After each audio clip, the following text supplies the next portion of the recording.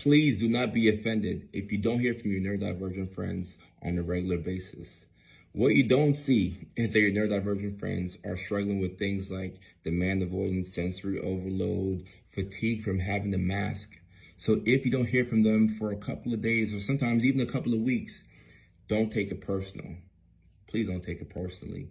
And if you're neurodivergent yourself, you know how difficult it is to fit in and to just have conversations. Small talk is so exhausting. Having to ask people about the weekends when you don't really care is exhausting.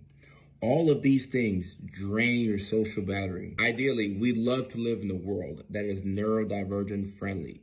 That's the point of all these videos that I'm making, to educate people about what we struggle with on a daily basis so that neurotypicals know how to communicate with us. But unfortunately, that's not the case at this point in time. The world that we live in is a neurotypical-based society. So we have to make adjustments. We have to sometimes mask in order to have friends.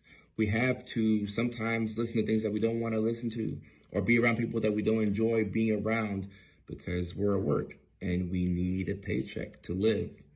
The alternative is unemployment. And if you're unemployed, your funds are going to go low. You can't pay bills with low funds. So the average neurotypical person probably doesn't see all of these struggles. And what's going to happen is you're going to be frustrated at your neurodivergent friends who aren't communicating with you frequently. You'll think that they're ghosting you. You may call them an inconsistent friend. You may even sever the friendship because you feel like there's no reciprocity here. You're texting them constantly. You're sending them memes. You're sending them reels. You're sending them TikToks. And they get back to you every now and then. And I know this is frustrating because I have friends that I'll be communicating with them and we'll have a great conversation and we're going back and forth for a good 20 minutes and I don't hear from them for another 3 weeks.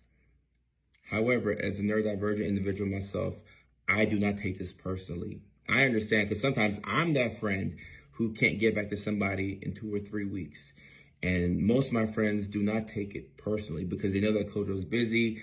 And they also know that Kojo is probably overwhelmed and stressed with things that are going on in my life. So as we get older, I think it's important to give all of our friends grace because we just can't get back to people in 2 seconds, right? Or 2 days even. People have kids, jobs, so many demands, and so many things that take up our time. But when we're talking about neurodivergent individuals specifically, there are so many struggles that people don't see. Not everything is on the periphery. Just because somebody is dealing with sensory overload or demand avoidance and they're internally frustrated, it doesn't mean that they're going to let you know that this is what they're going through. They may just quietly retreat and isolate and build up the energy to come out and communicate with the world once again. And if that's the case, and you don't make the person feel bad for doing this, there's a good chance that you'll have a friendship that can last for a long time.